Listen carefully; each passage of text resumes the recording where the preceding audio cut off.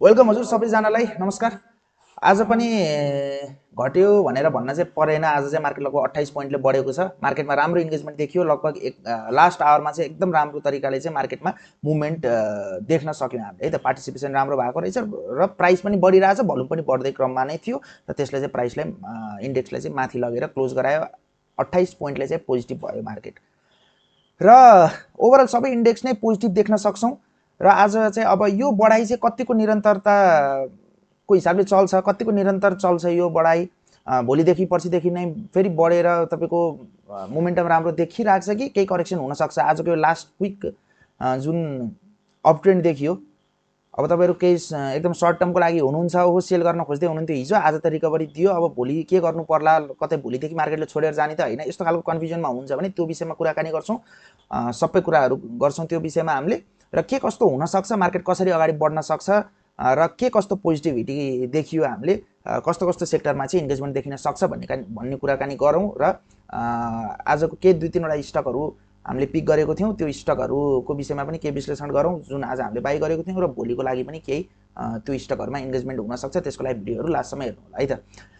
Sector हेर्छौँ भने चाहिँ development bank, finance, hotel and tourism, hydro power index, non life, micro finance होइन खासै बढेको छैन तपाईँको। अनि अदर्स इन्डेक्स, यो सबै इन्डेक्सहरू चाहिँ 1-1.5%, 2% भन्दा बढी बढेको देख्न सक्छौँ। सबभन्दा राम्रो चाहिँ हाइड्रो पावर इन्डेक्समा चाहिँ राम्रो इन्गेजमेन्ट देखिएको पायौँ हामीले लास्ट मोमेन्टतिर। सुरुमा त्यस्तो देखिएको थिएन। त्यसपछि manufacturing and processing, cement sector र केही 1-2वटा स्टक जुन हामी पछि कुराकानी गर्छौँ, त्यो स्टकहरूमा पनि राम्रो इन्गेजमेन्ट देखियो है त। लाइफ इन्सुरेन्सहरूमा चाहिँ तपाईँको हिजो नै भर्खर करेक्सन भइरहेको हुनाले, हिजो भर्खर स्टार्ट भएको हुनाले त्यस्तो धेरै रिकभरी अझै पनि आइसकेको छैन, र यो धेरै नघट्नु भनेकै एउटा रिकभरी हो। केही चाहिँ करेक्सन हुन सक्ने ठाउँमा चाहिँ थियो लाइफ इन्सुरेन्सको कतिपय स्टकहरू जुन चाहिँ धेरै समयदेखि घट्न मानिरहेका थिएनन्। त्यो विषयमा कुराकानी गरौँला। हेर्छौँ भने मार्केट स्टार्टिङदेखि नै केही पोजिटिभ हुन खोजेको थियो र मार्केट चाहिँ लगभग तपाईँको 2047 सम्म मार्केट पुगेपछि एउटा सानो डिप आयो 2034 सम्म। त्यसपछि मार्केट अलिकति बढ्यो 2041 सम्म, र मार्केट चाहिँ साइडवेज बस्दै अलिकति यसो डाउन ट्रेन्डमा जाने हो कि भन्ने जस्तो छाँटकाट देखाएको थियो। र जुन कुराकानी हामी हिजो अस्ति गर्थ्यौँ कि मार्केटमा लास्ट आवरमा जुनसुकै बेलामा पनि मोमेन्टम आउन सक्छ है, रिकभरी ठुलो हुन्छ। मार्केट घट्ने बेलामा बिस्तारै घटिरहेको हुन्छ, तर एउटा रिकभरी एक दिनमा दियो भने त्यो रिकभरी नै यति ह्युज हुन्छ कि तपाईँको म्याक्सिमम स्टक्सहरू 10%मा ट्रेड भइरहेको देख्न सक्छौँ हामीले हो। म्याक्सिमम स्टक्सहरू 10% प्लसमा ट्रेड भइरहेको छ। त्यसैले गर्दा चाहिँ रिकभरी कुर्नुपर्ने हुन्छ यदि हामी एक्जिटै गर्ने हो भने पनि भन्ने कुराकानी गर्थ्यौँ, र त्यो गरेको आज ठिकै पनि भएको छ होला। भोल्युमको कुराकानी गर्नुपर्दा लगभग 4 अर्बकै भोल्युम आएको छ हिजो अस्ति। अहिलेको रिसेन्ट टाइममा जति भोल्युम आइरहेको छ त्यति नै भोल्युम छ है त। भोल्युममा त्यस्तो अरू कुरो डाउन केही पनि छैन। भोल्युमलाई अझ तपाईँको सिम्पली फर्स्टमै भोल्युमको कुरा गर्नुपर्दा एकचोटि हामी 5 मिनटमा जाउँ। भोल्युम कसरी राइज भएको छ त भन्दा, जब मार्केटले चाहिँ 2:15 मार्केट गयो, त्यतिन्जेलसम्म नर्मल भोल्युम, एभरेज भोल्युमै चलिरहेको थियो। त्यसपछि भोल्युम 81 बढेर चाहिँ मार्केट बढिराख्दाखेरि पनि भोल्युम पनि एक्सेसिभली बढिरहेको थियो र राम्रो भोल्युमले मार्केट क्लोज हुन सफल भयो है। लगभग यहाँ हेर्न सक्नुहुन्छ भोल्युम पनि, मार्केट पनि बढिरहेको छ, भोल्युम पनि बढिरहेको छ। यो चाहिँ एकदम पोजिटिभ सिग्नल हो हामीले बुझ्नु पर्दाखेरि।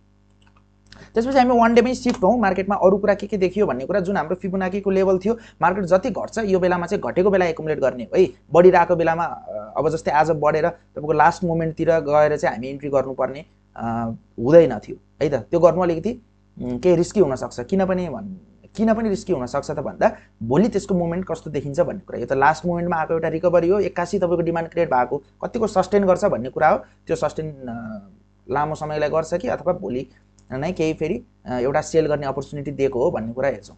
अब यहाँ के भयो त, 2030 को एरियाभन्दा मार्केट तल क्लोजिङ नदिन पनि सक्छ। यदि तल आयो भने चाहिँ 1990 को एरियासम्म आउँदाखेरि मार्केटमा जति पनि प्यानिक देखिन्छ, हामी त्यो टाइममा एकुमुलेसन गर्छौँ भन्ने कुरा गरेको थियौँ। तर 2030बाटै फर्क्यो भनेपछि यो टाइममा पनि हाम्रो एकुमुलेसन चलिरहेको छ। मार्केटमा प्यानिक हुँदा हामी एकुमुलेसन गर्छौँ भन्ने कुरा हो है त। 2055 मा क्लोजिङ दियो। बुलिस इन्गल्फिङ क्यान्डलले चाहिँ बनिसकेको छैन, तर एउटा ठुलै क्यान्डल बनेको छ र यसले चाहिँ केही एउटा पोजिटिभ सेन्टिमेन्ट चाहिँ देखायो। लगातार तपाईँको 6 दिनदेखि नेगेटिभ भएको मार्केटमा एउटा राम्रो ग्रिन क्यान्डल देखियो, र यसैले नै तपाईँको यत्रो घाटालाई म्याक्सिमम स्टक्सहरूमा चाहिँ यदि स्टक सेलेक्सन तपाईँहरूको राम्रो छ भने चाहिँ त्यसलाई रिकभरी चाहिँ दियो है।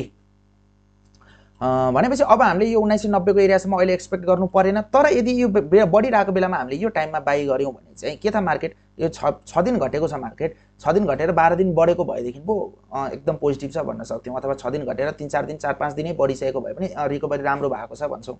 तर अब 6 दिन बढेर 1 दिन ग्रिन क्यान्डल हुँदैमा एकदम तपाईको अब मार्केट भोलिदेखि नै बुम हुने भन्ने कुरा पनि नहुन सक्छ है, त्यति कुरा चाहिँ हो।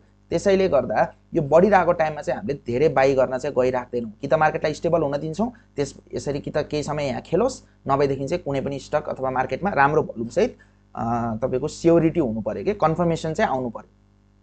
लगातार 6 दिन डाउन घट्ने, फेरि भिसेप रिकभरी जति घट्यो त्यति नै झ्यापै फेरि भोलिदेखि बढिहाल्ने भन्ने केस पनि नहुन सक्छ, मार्केट साइडवेजमा बस्न पाउँछ है त। त्यसैले गर्दाखेरि यो हाई प्राइसमा हामी यदि बाई गर्न गयौँ भने त यसले चाहिँ के गराउन सक्छ त भन्दा मार्केटमा फेरि करेक्सन स्टार्ट भयो भने त यहाँसम्म 1998 अथवा तपाईको 1900 को एरिया 1990 को एरियासम्म आउन सक्यो नि त। त्यसैले माथिको प्राइसमा बाई गर्नु, अलिकति एभरेज गर्नु अलिकति गाह्रो हुन्छ, हामीले कन्फर्मेसन नभेटिन्जेलसम्म चाहिँ है त। जति घटेको बेला गर्नुभयो एकदम राम्रो गर्नुभयो। अब आज चाहिँ बढेको बेलामा पनि एक दुईवटा मोमेन्टम देखिएको स्टक्समा चाहिँ त्यो एक्सेप्सन केस लागू हुन्छ। त्यो स्टकहरू हेर्छौँ एकछिनमा, नभए चाहिँ ओभरअल नर्मल स्टक्सहरू बाई गर्दैछौँ भने चाहिँ मार्केटमा इम्पल्सिभ मुभ माथितिर आएको छ भने करेक्सन भएको बेलामा चाहिँ बाई गर्न खोज्छौँ, न कि धेरै बढिसकेको बेलामा। अब यसले चाहिँ भोलि के हुन सक्छ त भन्दा भोलि चाहिँ मार्केटमा अब हामीले बुझेको चाहिँ जुन तरिकाको लास्टमा प्यानिक तरिकाले एउटा राम्रो फ्लो आयो मार्केटमा अप ट्रेन्डको लागि, भोलि पनि सुरुदेखि नै के मार्केट बढ्न सक्छ हो। त्यो बढेको चाहिँ कसलाई के कुराको लागि अपर्च्युनिटी हो यो कुरा म भनिदिन्छु। सुरुमै मार्केट बढेर एउटा लेभल 20-25 पोइन्ट बढ्ला के होला, तपाईले राम्रो रिकभरी 10%, 12%, 15% को रिकभरी एकै दिनमा झ्याप्प पाउनु भयो भने तपाईले सेल गर्न खोज्नु भएको स्टक, तपाईले प्रॉफिट बुक गर्न नभ्याउनु भएको स्टक, तपाईको स्टप लस हिट भइसकेको र त्यसलाई रिकभरी त्यो स्टकमा रिकभरी पाउनु भयो भने बढ्छ भनेर धेरै क्वान्टिटी किन्नु भएको थियो, तर नबढेर उल्टै घटेको मार्केट भएको हुनाले चाहिँ बढेको बेलामा चाहिँ कति क्वान्टिटी बढ्छ भनेर धेरै किनियो। अब बढेन मार्केट, घटेपछि के गर्नु पर्यो त?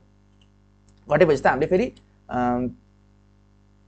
घटेपछि त लस धेरै बेहोर्नु पर्ने हुन्छ।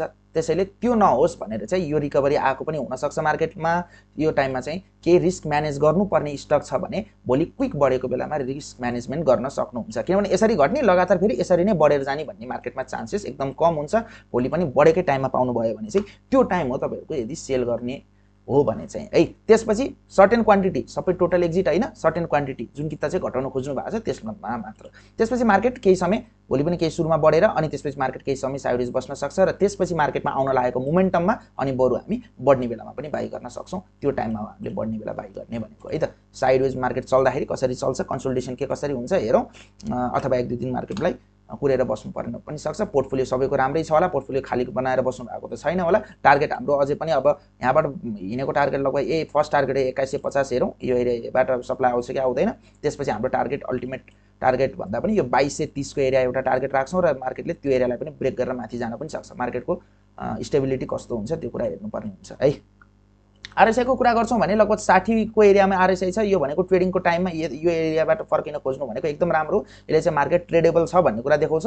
अब यहाँ आरएसआईमा अब त्यस्तो हामीले यस्तो ट्रेन्डहरु तानिराख्नु पर्ने त हुँदैन, जस राम्रो एरियामा आइसकेको छ, एउटा राम्रो करेक्सन भइसक्यो भन्ने कुरा बुझौं। र यो जुन करेक्सन भएको छ आरएसआई को यो करेक्सन पनि स्ट्रेन्थ राम्रै आएको थियो मार्केट घट्ने बेलामा पनि। अब बढ्ने बेलामा कस्तो स्ट्रेन्थ डेभलप हुन्छ त्यो कुरा हेर्नुपर्ने हुन्छ, कतै डाइभर्जेन्स त हुँदैन भन्ने कुरा। र अब 2150 मार्केट पुग्दाखेरि चाहिँ यो आरएसआई को लेभल चाहिँ कतातिर हुन्छ त्यो कुराहरु हेरौं अनि मार्केटको अरु एक्स्ट्रा पोजिसनहरु हामी लिँदै गर्छौं। सेक्टर वाइज हेर्दाखेरि लगभग सबै सेक्टर उस्तै देखिएको छ। आज सबै स्टकहरुमा नर्मल रिकभरी दिएको हो, कुनै पनि पर्टिकुलर स्टक एक्स्ट्रा तरिकाले बढेको अथवा त्यस्तो एक्स्ट्रा एन्गेजमेन्ट देखिएको भन्ने हैन, कुनै-कुनैमा देखिएको छ। नभए चाहिँ मार्केटमा चाहिँ सबै स्टकहरुमा राम्रो रिकभरी पाउनु भएको छ होला। के मिड टर्म लगानी गर्दै हुनुहुन्छ, के पोजिसन लिन खोज्दै हुनुहुन्छ भने मार्केटलाई केही स्टेबल हुन दिनुस्। धेरै भोलाटाइल भएको टाइममा भन्दा पनि स्टेबल भएको टाइममा बाइ गर्न सकिन्छ। र अब फेरि भोलि पनि एक दिनको मात्र बढायो, भोलिदेखि फेरि घट्न थाल्यो भने पनि त्यस्तो केसमा हामी डराउनु पर्ने छैन। त्यस्तो टाइममा चाहिँ घटाउनु पर्ने कुरा घटाउनु चाहिँ पर्यो त्यो टाइममा सेक्टरहरु हेरेर। नभए चाहिँ अब यदि मार्केट घटेछ भने पनि 1990 को एरियातिर फेरि आउने बेलातिर फेरि हामी यो एरियामा अझै म्याक्सिमम तरिकाले थप्छौं। त्यसपछि चाहिँ पक्कै पनि राम्रो र्याली आउँछ र यहीँबाट र्याली कन्टिन्यू हुन सक्छ। यसरी भिसेप रिकभरी यहाँबाट डाइरेक्ट यसरी जान्छ भन्ने हैन, मार्केट यसरी केही समय यसरी जान सक्छ है त। यसरी गयो भने झन् हेल्दी हुन्छ मार्केट। त्यसैले चाहिँ अलिकति विचार गरेर युज गर्नु होला, तपाईको क्यापिटलहरु के कस्तो छ त्यो ख्याल गर्नु होला। र हामी स्टकको कुराकानी गर्दै थियौं, केही स्टकहरु हामी हिजो अस्ति घटिरहेको बेलामा लोक्याप हाइड्रो पावरहरुतिर पनि इन्ट्री गरिरहेछौं। तपाईहरु ग्रुपमा हुनुहुन्छ हाम्रो ग्रुपतिर भने पनि तपाईहरुलाई थाहा छ।